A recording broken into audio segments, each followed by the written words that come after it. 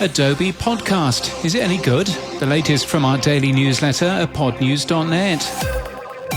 In December 2021, Adobe revealed Project Shasta, which we noticed in October of this year had rebranded to Adobe Express Podcast. It's now branded Adobe Podcast Beta, and it offers a mix of Descript-like edit words not waveforms, Squadcast-like remote recording, and Auphonic-like AI-powered audio.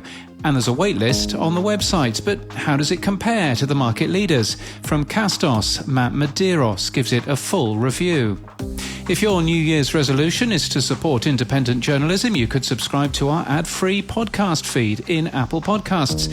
It'll give you our daily and weekly podcast ad-free and a warm feeling inside, knowing that 30% of the money goes to 70% of the money helps support this newsletter. The Earbuds Podcast Collective at earbuds.audio looks at 5 podcast episodes that calm you down and get you ready to sleep.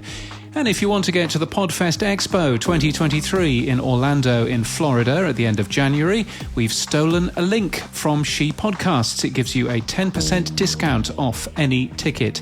Their event is in mid-June in Washington, D.C. In People News, Lex Friedman is moving on from his role at Amazon and Wondery and is to become a full-time consultant at Lex Friedman Consulting.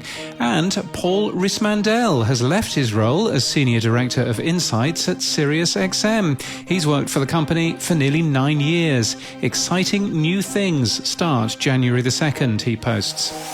It's a Monday, so time for some tech stuff. In Podcasting 2.0 this week, Adam Curry notes that he's not hearing many ads on some big shows.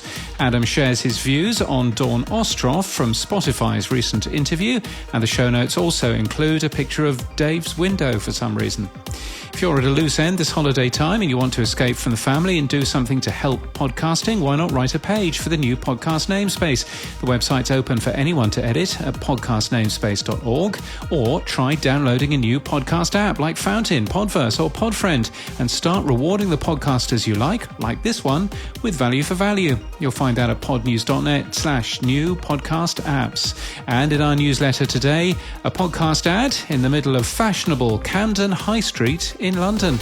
And that's the latest from our newsletter. To read all the stories and subscribe, we're at podnews.net.